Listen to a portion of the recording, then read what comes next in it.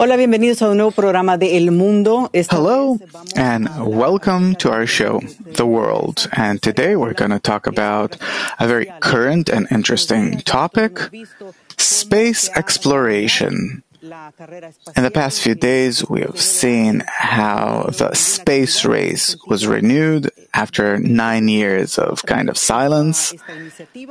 And suddenly, this initiative was reborn, and successfully. So we'd like to take a look at this from an inner perspective of what happens in mankind. And with us is Dr. Michael Leitman. Thank you. Thank you very much. Happy to be with you. Please, Dr. Leitman.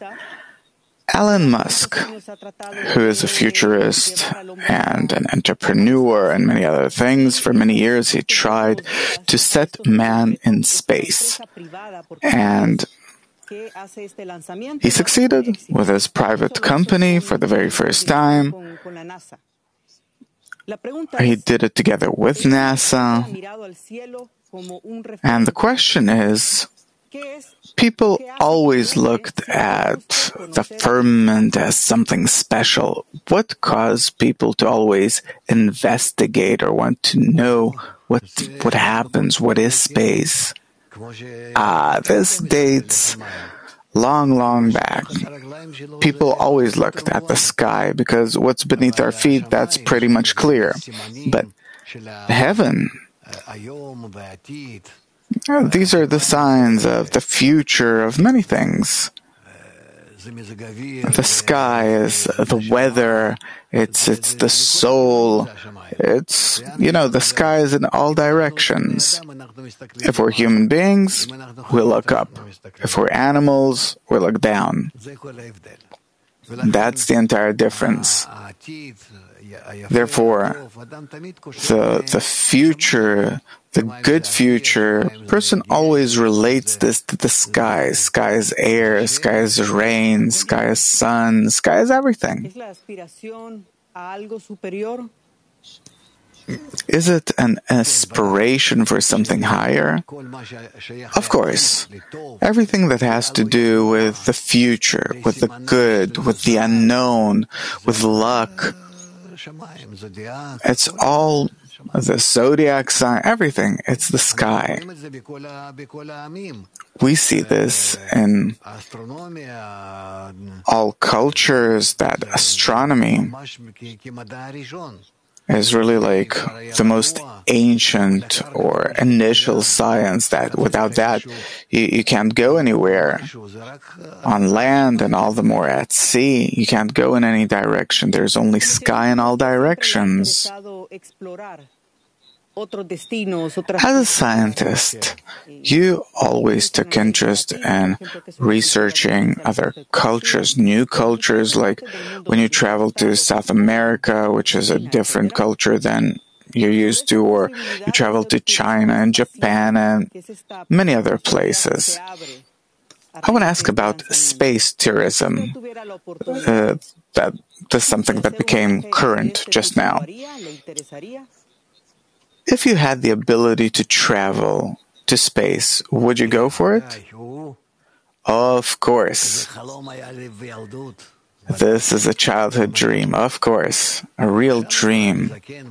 Now, I'm old already, what can I do? Also, those inclinations that you have at the age of 10, 15, 20, it's not like now, where I am over 70 now, but still, space changed too. We already better understand what space is. So, I don't know to what extent today or until these spacecrafts will be ready, will people want more and more to fly to space? Because it's something that's becoming clearer and clearer. We already brought tons of rocks from the moon, and the same from Mars, and we identify that there's nothing special about it. Different conditions, circumstances, but these secrets that we're drawn to, that there's something there that, no. All in all, these are chunks moving in space, and there are different conditions there. There's a different kind of physics, chemistry, but actually, what is there about it? It can't really add to my fate, to my destiny. By it, I can't change my life. What will I have as a result? Suppose that today I'm flying to the moon, right? A day or two until I get there, and I'm there. All in all, it's 300 and something thousand kilometers from here. No problem. What next? What now? That I'll jump a bit up and down on the moon. What is there about it? There were many people that have been there. I don't see this as something that fills some part of my soul. Today, people want more. And therefore, it seems to me that Elon Musk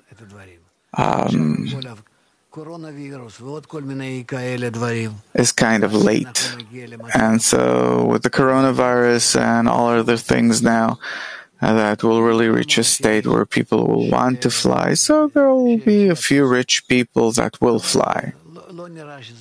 But actually, it doesn't seem to me that it will develop that much. If so, if you could, suppose you would have had this ability, suppose when you were young, what would you like to see? Go there for what? Now, today I know that there's nothing to see there, that there are no special life forms there, nothing. And if so, it's something like micro life forms, like like germs that are maybe new for us. So there are minerals there, but it's not that on the human level that there could be some big surprise there, something that suits the human level in me. What can I see there? Therefore, it's good for scientists, for different kinds of scientists to search for it, to like it, but I don't think that for people.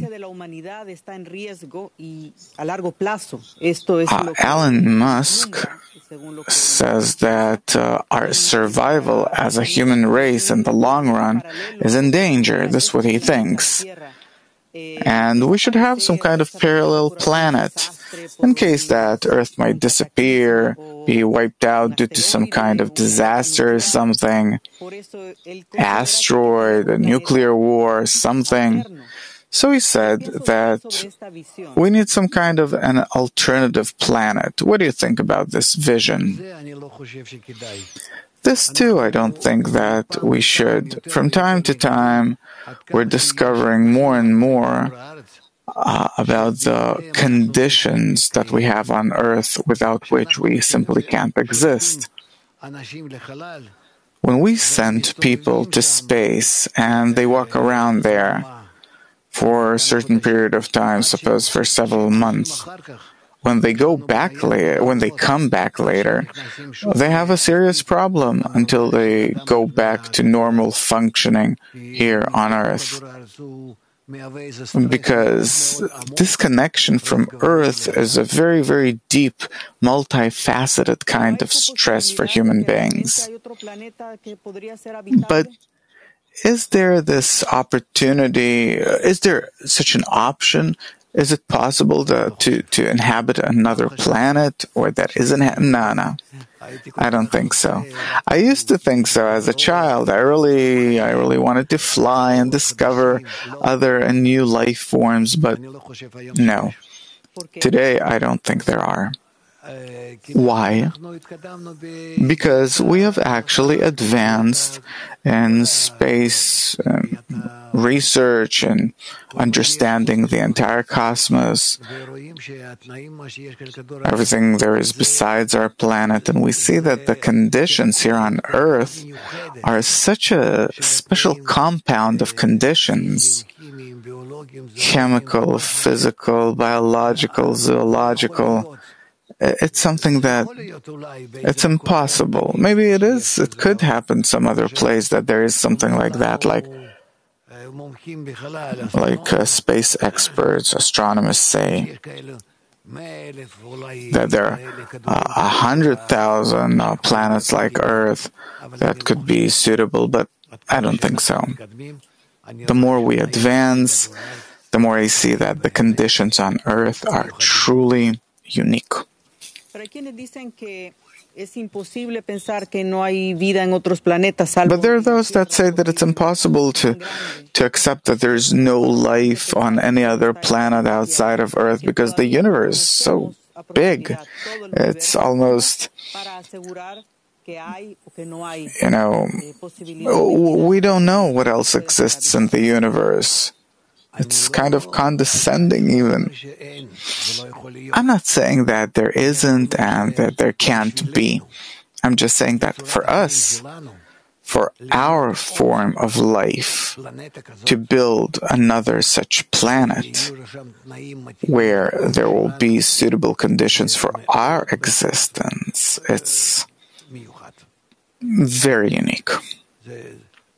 It has to be a very unique kind of planet. Why do we want to research other planets instead of arranging where we live now? It's because we don't know how to arrange anything. Therefore, we're thinking that, okay, we ruined life here altogether, our planet with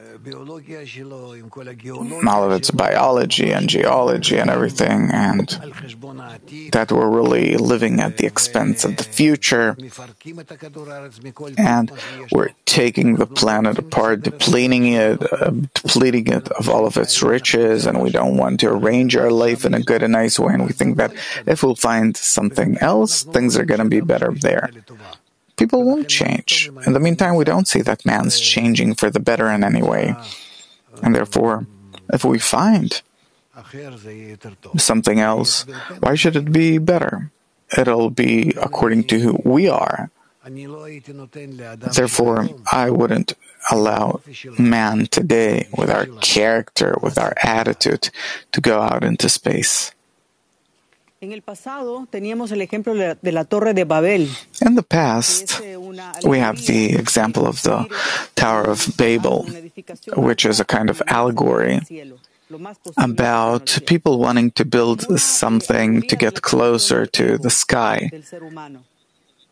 It's an allegory to the outbreak of the human ego. In this case, we not only want to get to space, but we want to turn it into a kind of tourism, like Elon Musk and Jeff Bezos and others want to. I understand them. I have a friend, a student of mine, you know him too, Macron, who already bought a ticket. Yeah, it's not that expensive.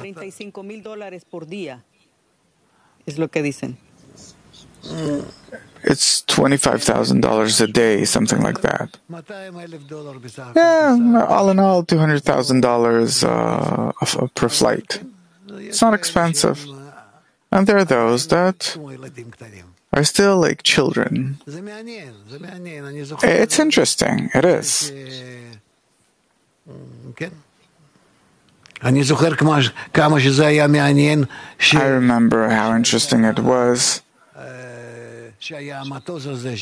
when there was this airplane that flew at the speed of 3 Mach from London to New York. So there were also many people that wanted to go just to feel what that is. What is it like? If so, what's the difference between the ego in the times of the Tower of Babel and today's type of ego in trying to reach space, as if Earth is no longer enough? Look, that man wants to discover and reveal new continents and frontiers, especially if you can earn something by it, if he's supported by people that have money, that want to make money, that don't necessarily have the desire to discover new planets, but that want to make money. I think that it's good. But I don't think that something will really come out of this. I think that humanity is maturing more quickly than our ability to go to space. And therefore, we will grow older more quickly, meaning that we'll start thinking more rationally, more seriously, than the speed at which we'll have such spacecrafts that will be able to take us to interesting places. So, we'll go to the moon. There and back, it's all in all a week, suppose. That's it. That's like vacation in Greece. But it's possible, it is.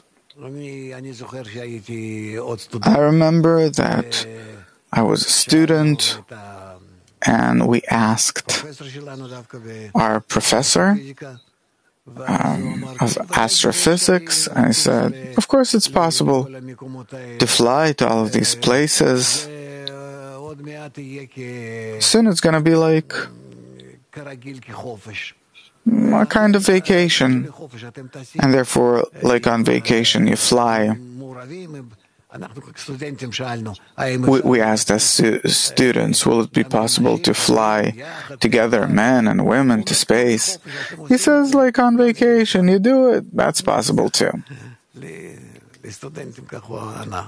This is what he answered us as students. Dr. Leitman, thank you very much. Thanks for your impressions. And we'll see you on our next show. Till then, all the best. Thank you.